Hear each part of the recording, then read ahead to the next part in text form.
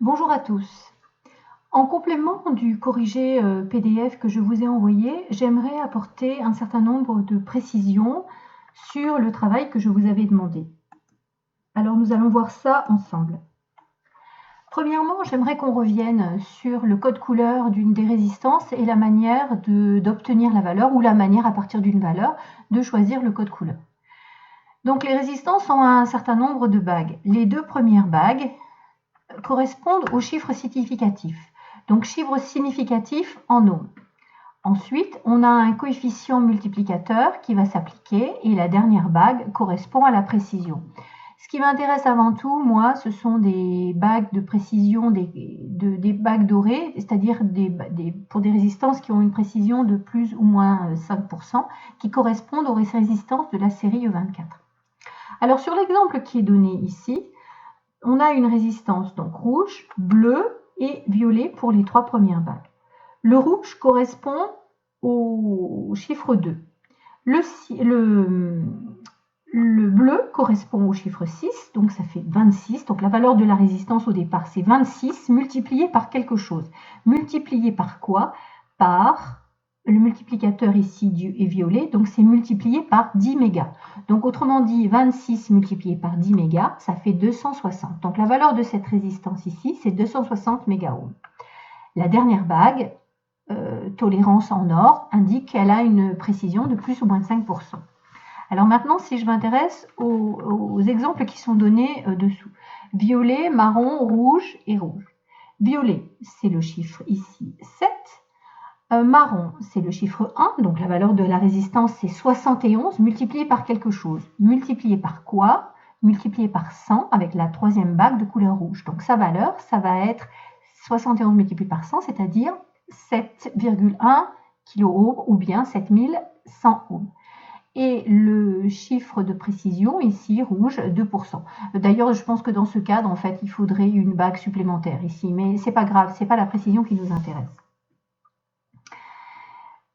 Maintenant, cette valeur de résistance, rouge, marron, jaune et argent. Rouge, 2, marron, 1, donc la valeur de la résistance c'est 21, multiplié par quoi? Multiplié ici par 10 000. 10K, ça veut dire 10 000. 21 multiplié par 10 000, ça fait 210 000, donc 210 kOhm. Argent, précision plus ou moins 10%. Enfin, le dernier exemple, alors ici la précision est très mal choisie parce que pour une précision à 0,1%, il faudrait ici 3 bagues de couleurs qui indiquent les chiffres. Donc on va laisser tomber la précision, on va surtout s'intéresser aux 3 premiers chiffres. Jaune, 4. Orange, 3 pour les chiffres significatifs. Marron, donc 43, on va le multiplier par 10. Donc la valeur de la résistance, c'est 430 ohms. Alors maintenant, si on vient sur l'exercice qui était demandé, donc pour trouver le code couleur d'une résistance de 240 ohms, il faut se demander, il faut prendre les deux premiers chiffres, donc 24, et se demander par combien il faut multiplier 24 pour trouver 240. Ici, c'est multiplié par 10. Autrement dit, le code couleur va correspondre au code couleur du rouge, donc ce sera pour le 2, le jaune, ce sera pour le 4, et le 10, marron. Précision, on reste sur les 5, plus ou moins 5%. Précision, couleur or, bague de couleur or. Maintenant, pour une résistance de 5,6 kOhm. 5,6 kOhm, ça veut dire 5600 ohms. Pour arriver au chiffre de 5600, il faut multiplier 56 par 100. Autrement dit, les couleurs vont correspondre au vert pour le 5, au bleu pour le 6 et au rouge pour le coefficient multiplicatif par 100 ici. Enfin, le dernier exemple, 91 kOhm, c'est 91 000 ohms, c'est-à-dire que c'est 91 multiplié par 1000.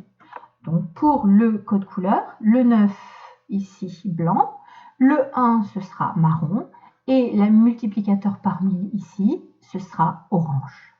Et toujours pareil, la bague de couleur or pour la précision de plus ou moins 5%. Justement maintenant, intéressons-nous à cette précision de plus ou moins 5%. Qu'est-ce qu'elle signifie? Eh bien, elle signifie que déjà, on va avoir des résistances qui auront 4 bagues. 2 chiffres significatifs, un chiffre multiplicatif, une bague multiplicative et la bague, la dernière bague, qui sera de couleur or et qui indique une précision pour cette série-là de plus ou moins 5%. Cela signifie en fait que les intervalles sont logarithmiques, enfin les intervalles qui séparent deux résistances successives dans cette série-là sont réguliers, sont de longueur logarithmique égale. Mais justement, si on ne prend pas la valeur logarithmique, mais si on prend la valeur réelle, eh bien on va se rendre compte qu'en fait, elles sont réparties un peu en échelle. Donc on va trouver 100, 110, 120, 130, puis on passe à 150, 160, 180. Donc ici, elles sont distantes, les deux premières sont distantes de 10. Puis après, on passe à un écart ici de 20. Ensuite, on va passer à un écart de 30, 240, 270, 300. Et puis l'écart va augmenter. Plus la valeur de la résistance va être grande, plus l'écart entre deux résistances successives va être important. Ici, donc à 560, on voit qu'il y en a beaucoup moins. 560, on passe de 620, 680, 750, 820, 910. Donc il y en a beaucoup moins. Alors cela signifie que si je veux une résistance entre 1 ohm et 10 ohms, les valeurs possibles dans cette série-là que je vais pouvoir acheter chez mon revendeur, eh bien ça va être premier chiffre 1, première valeur 1, deuxième valeur 1,1, deuxième valeur 1,2 ohm, troisième valeur possible 1,3 ohm, quatrième 1,5, etc. Donc les valeurs normalisées, elles sont comprises, enfin les valeurs sont normalisées, elles sont comprises dans une série qui est bien particulière. De la même manière, si je veux une résistance entre 10 et 100 ohms, les valeurs à ma disposition vont être 10, 11, 12, 13, 15, 16, 18, 20, 22, etc. jusqu'à 91 ohms. On remarque ici sur la première série que pour une résistance entre 1 et 10 ohms, la précision ici que je peux avoir, c'est de 0,1 ohm. Ici, la précision entre 10 et 100 ohms, c'est une précision à 1 ohm près. Si je continue, entre 100 et 1 kΩ, les valeurs, c'est exactement les mêmes, 100, 110, 120, et la précision de valeur, c'est donné à 10 ohms près. Hein. Il n'y a pas 111, il y a 110, 120, il n'y a pas 111, 112, 113. Hein. C'est une précision qui est toujours donnée au dixième de la valeur ici de départ. Ensuite, de la même manière, pour des résistances entre 1 kΩ et 10 kΩ, les valeurs possibles, ce sera 1 kΩ, 1,1 kΩ, 1,2, 1,3, 1,5, 1,6, 1,8. Toujours pareil, je reste toujours dans cette série de valeurs normalisées, quelle que soit ici, on va dire la décade, puisque c'est une décade, c'est entre un nombre et puis sa valeur multipliée par 10. Donc, quelle que soit la décade choisie, et encore de même entre 10 et 100 kΩ, les valeurs possibles, ce sera 10 kΩ, 11, 12, 13, 15, 16, 18, 20, 22, etc., 27, jusqu'à 100 kΩ, avec une précision ici qui est finalement donnée au kilo près. Hein. Je ne descends pas en dessous.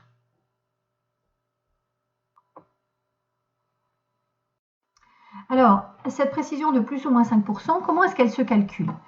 Donc, si je prends une résistance, par exemple, de 1,5 kΩ dans la série E24, alors ça veut dire donc que le fabricant me garantit que, quelle que soit la résistance de 1 kΩ que je choisis dans mon paquet, j'ai acheté un paquet de 100 résistances, eh bien si je fais une mesure, je vais trouver 1,5 kΩ précise à plus ou moins 5%. Qu'est-ce que ça veut dire? Eh bien, ça veut dire que je vais pouvoir, si je mesure sa valeur, eh bien, j'aurai une valeur qui sera comprise entre une valeur minimale qui se calcule en faisant 1,5 kΩ moins 5% de 1,5 kΩ, c'est-à-dire 1,5 kΩ moins 5 divisé par 100 multiplié par 1,5 kΩ, donc 5%, c'est-à-dire 1,5 kΩ moins 0,075 kΩ, autrement dit 1,425 kΩ. Donc je ne peux pas trouver de résistance dans mon paquet de 1,5 kΩ, de résistance de valeur inférieure à 1,425, c'est la garantie que me donne le fabricant. Une autre manière de le calculer, ce 1,425 kΩ, c'est de faire 1 moins 5 divisé par 100, c'est-à-dire ici 0,95, et de le multiplier par la valeur de base de la résistance. Inversement, en mesurant mes résistances, je ne pourrai pas trouver de résistance de valeur supérieure à 1,5 kΩ plus 5% de 1,5 kΩ. Autrement dit, je ne pourrais pas trouver de résistance supérieure à 1,5 kΩ plus 0,75 kΩ, c'est-à-dire 1,575 kΩ. Si je le calcule directement, eh bien c'est 1 plus 0,05, 1 plus 5 divisé par 100, donc 1,05 multiplié par la valeur de ma résistance. Je peux faire de même pour une résistance, donc la résistance de la valeur juste en dessous, 1,3 kΩ, sa valeur réelle sera comprise entre 0,95 fois 1,3 et 1,05 fois 1,3, c'est-à-dire entre 1,235 et 1,365. Et de même, la résistance qui suit, la valeur de résistance normalisée qui suit 1,5 kΩ, qui est 1,6, eh bien la valeur réelle sera comprise entre 0,95 fois 1,6, c'est-à-dire 1,52, et 1,05 fois 1,6 kΩ, c'est-à-dire 1,68 kΩ.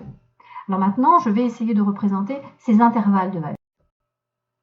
Donc, les intervalles de précision, en fait, font que les valeurs des résistances, donc 1,3, 1,5, 1,6, ont été choisies en fonction de cette précision. Comme une résistance de 1,3 kΩ, elle est comprise entre 1,235 et 1,365, celle de 1,5, elle est comprise entre 1,425 et 1,57. Ici, je vois que c'est quasiment adjacent. J'ai très peu de chance il me manque, voilà, il n'y a pas beaucoup de valeur entre les deux. Les intervalles se recouvrent.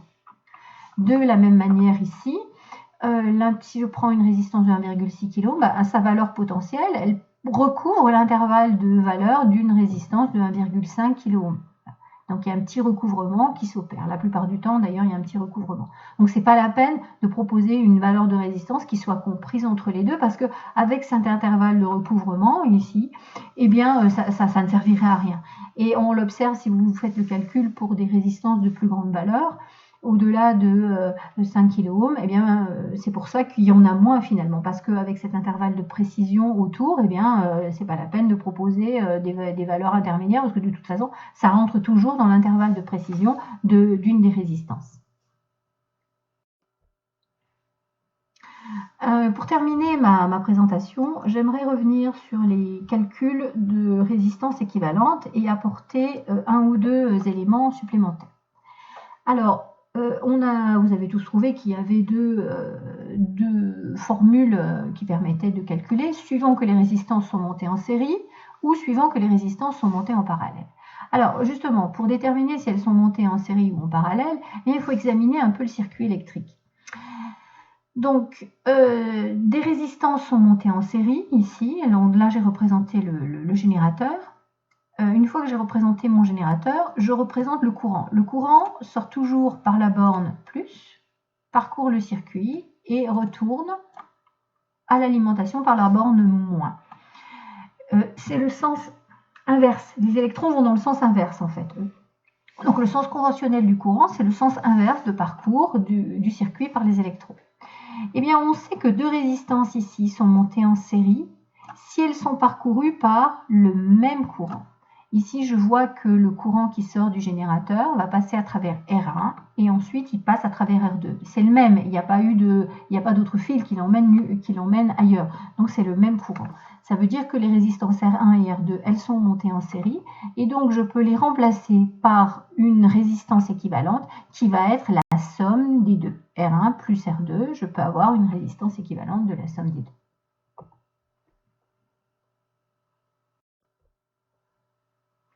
À présent, si je m'intéresse à des résistances en parallèle, donc à quoi on reconnaît des résistances qui sont en parallèle? Alors d'abord, toujours pareil, je dessine mon alimentation, je la place, et je vais dessiner le courant qui sort du circuit. Donc le courant qui sort du circuit ici, je l'appelle I, voilà, il part dans cette branche.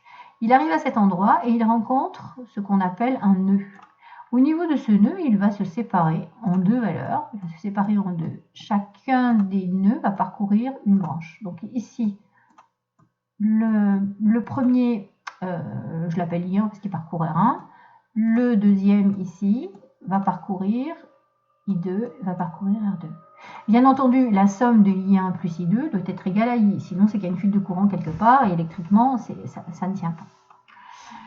Alors maintenant, je remarque aussi autre chose sur mon circuit, c'est que les bornes de ces résistances ici, là, celle-là, celle-là et celle-là, elles sont reliées au même endroit.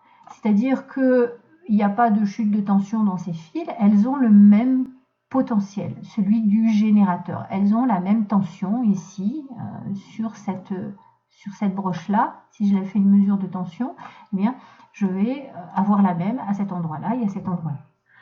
De la même manière, je remarque que de l'autre côté, ici sur cette borne-là, les résistances sont toutes les deux reliées au même point sur le générateur. Donc la tension à cet endroit-là, elle est la même que sur cette borne-là. Finalement, la tension ici sur ces deux bornes, sur R1 et R2, est la même, et de l'autre côté, elles ont la même résistance. Eh bien, c'est ce qui fait que finalement, on peut dire que des résistances sont en parallèle. Les résistances sont en parallèle justement parce qu'elles ont la même tension aux bornes. C'est-à-dire que si je prends une première borne, je vais avoir la même tension sur l'une et sur l'autre, et sur la deuxième borne, je vais avoir la même tension sur chacune des résistances. Donc dans ces cas-là, les résistances sont en parallèle. Et la formule de calcul, donc vous avez vu que c'était noté normalement, donc on écrit 1 sur R équivalent, donc c'est en fait les conductances, parce que l'inverse de la résistance, ça s'appelle la conductance. Donc quand elles sont montées en parallèle, eh bien on fait la somme de leur conductance, donc 1 sur R équivalent, et plus 1 sur R2, pardon, 1 sur la conductance ici, 1 du circuit total, c'est la somme des conductances de chacune des résistances. Et si je veux calculer R équivalent ici, si je le sors, tout ça, ça se retrouve, toute cette partie-là se retrouve au dénominateur qui est ici. Hein, voilà, en bas. Donc l'exemple de calcul, par exemple ici, avec 1 sur 5 et puis 1 sur 2, donc on trouve 1,43 ohms environ.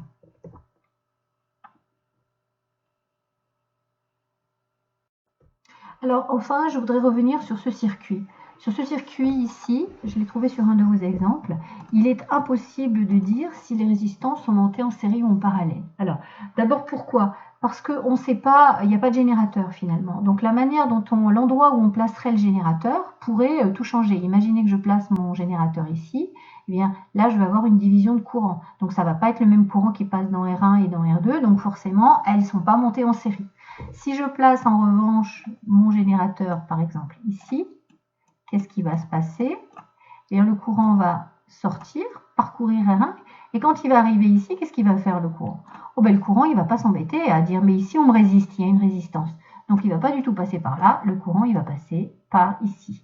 Donc il ne passerait que par la première résistance, que par R1.